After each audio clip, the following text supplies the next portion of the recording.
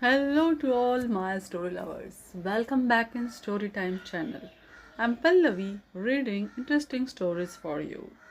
Today I'm reading 16th chapter of Wise and Otherwise book.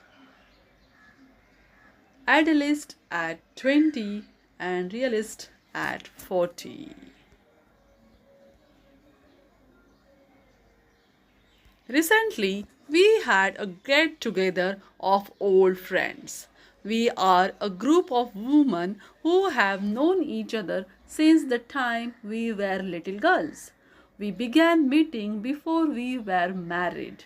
We kept up the practice after our marriages and after becoming mothers, and now we meet at our children's weddings.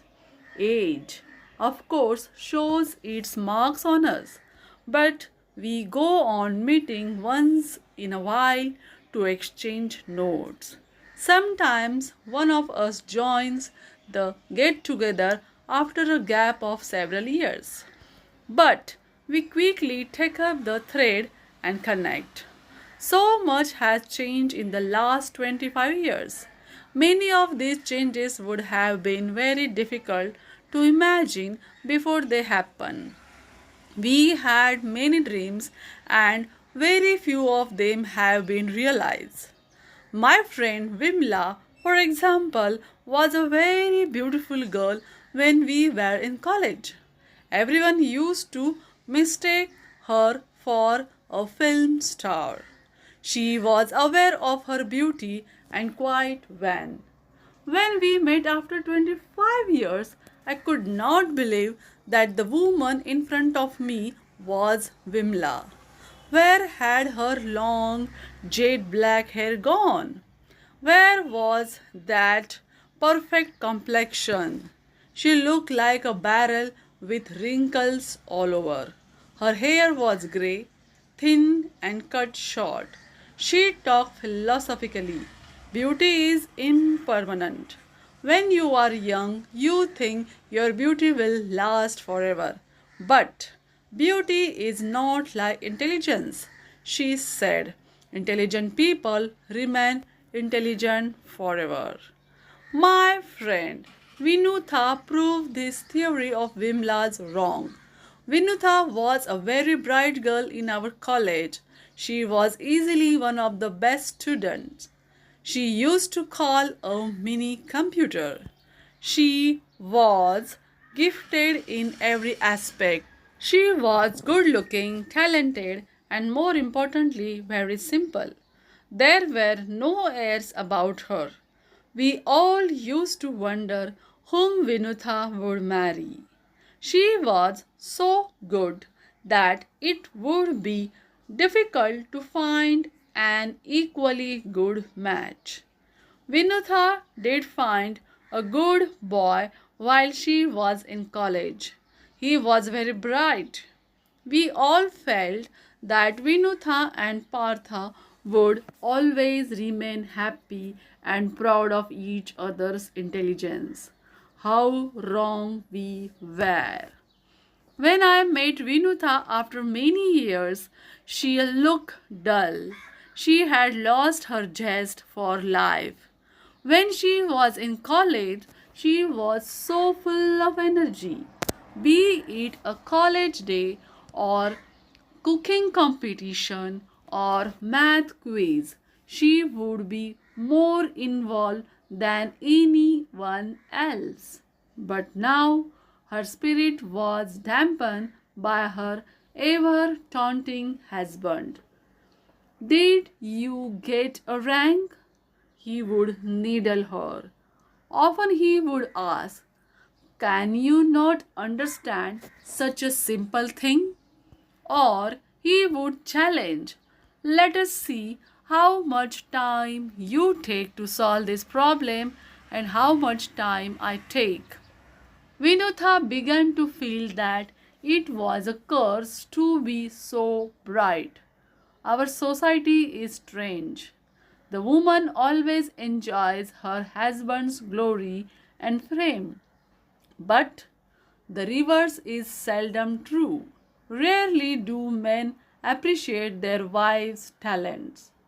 Ratna, on the other hand, was very ordinary girl in every sense of the word. The unremarkable sort of person whom people seldom remember. She graduated, married, and settled down like most of our middle class or lower middle class people do. Ratna's husband Raghu was a clerk and very timid person.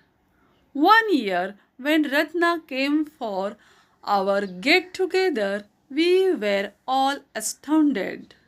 She had become so different.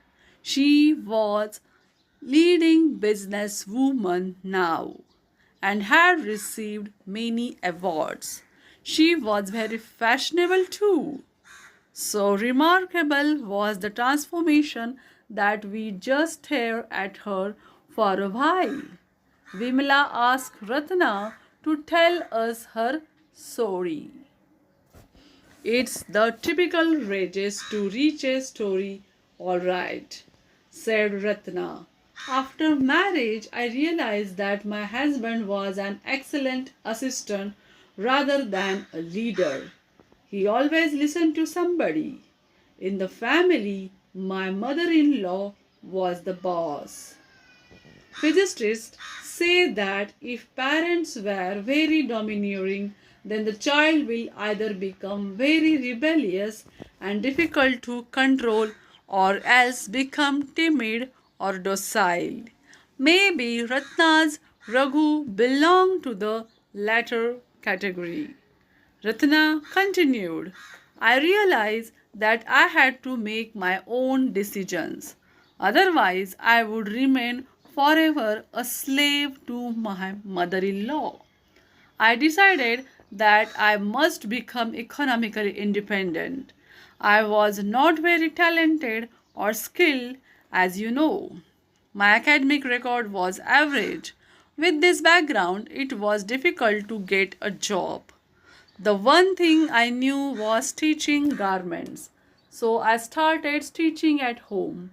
Initially, I worked with cloth and later with leather. I soon understood the business very well and expanded my work to suit the taste of my customers. When did you shift to condiments? We asked. Once I was successful with garments, I diversified to home products. Nothing succeeds like success. I always consider the customer as a god. Work for the customer's satisfaction, not for your satisfaction. That principle pays. Life is a great teacher. I learned everything by experience. By learning something from each of my mistakes, I learned not to repeat them. We were both surprised and delighted at Ratna's courage and the turnaround in her life. We had all thought that Vinutha would be very successful and Ratna would be mediocre. But things turned out totally different. At 20, we were idealists. At 40, we had become realists. Do you like this experience?